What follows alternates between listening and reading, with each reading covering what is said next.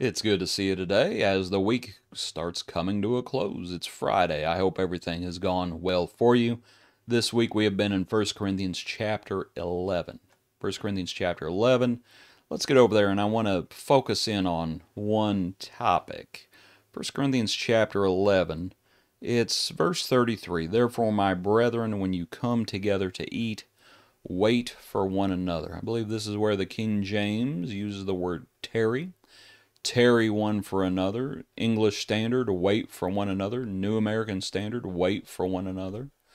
What the word literally means there, hopefully, is to await, to expect, to look, right? It's not a hard word to figure out. You wouldn't think. The question that I wanted to pose today is, why are we told to tarry one for another? Why are we told to wait for one another? And that's what I would like for us to think about in our brief study today. Why tarry for one another? Well, one reason is this. It's because it's commanded. Now, that's not, as far as whys go, it's just that it is what it is. It is commanded. And that's, frankly, that's enough. And we should just wrap it up right now.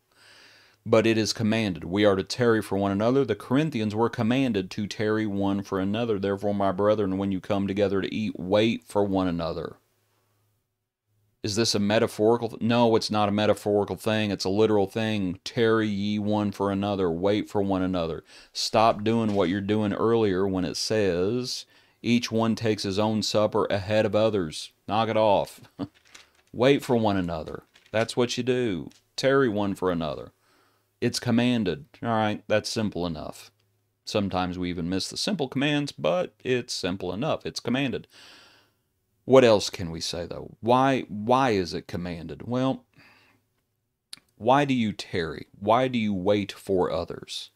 Why do you wait on others? It's because this is about self-denial. That this is what tarrying for others is about. Okay, if you get there, wait for them. Don't take your supper ahead of them. Deny yourself. Frankly, if you're hungry, you should have already eaten at home. We're not coming here to feed our body, we're coming here to feed our soul. But we're thinking about our brethren. And the problem in Corinth and the problem in a lot of places is that we don't serve each other like we should. This is about self-denial.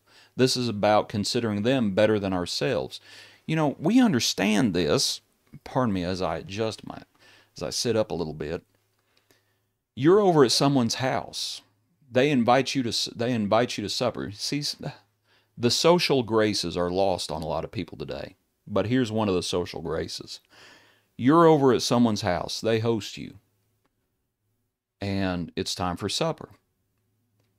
And perhaps you go through a line or, whatever it is, it's set out on the kitchen counter, and you get your supper and you sit down. You sit down first. You sit down first. Your kids sit down next, and they start eating right away. What do you tell your kids to do? I'll tell you what the courteous thing to do is. You tell your kids and you teach your kids, wait for our host. Wait for our hostess. Let them sit down so that we can eat together. Stop eating. Deny yourself. I know you're hungry. I know you're looking forward to this. But deny yourself tarrying for them. Why do we tarry one for another? Why are we supposed to tarry one for another? It's because this is about self-denial. That's one of the reasons, I think. One is it's commanded, but another is it's self-denial. But this is also about serving others. We are waiting for them. We are waiting on them. This is about serving them. That's what this is about. People have the idea and tearing one for another. Oh, well, why should we do that? That is a proud thought. That is despising others. That is not waiting on others. That is not esteeming them better than yourself. That is, I'm going to do what I want to do and they can do whatever they want to do. That's not the church. It's commanded. This is about self-denial, and this is about serving others. Why wait for them? Because they're members of the Lord's church and we're commanded to serve one another. And this symbol, and that's fine. The Lord's Supper is symbolic in nature. So as we serve the Lord's Supper, you have this symbolism of we are serving others. This is what we're supposed to be doing, serving others. Self-denial, serving others. This is what binds us in fellowship. Why are we tarrying on them? It's so that we can all sup together. We can remember the Lord's body and His blood together, because that is what binds us together in fellowship. This is what fellowship is all about. This is communion. This is communion. And we partake together as we are one body, and we serve one another, and we deny ourselves for others, and this is what the Lord commanded. So folks can hem-haw around it all day long. But we are commanded to tarry one for another. And those who refuse to do that are refusing to do something that the Lord has commanded us, and they are refusing to do something that the Lord had His reasons for commanding us. So, we tarry one for another. That's the Lord's Supper.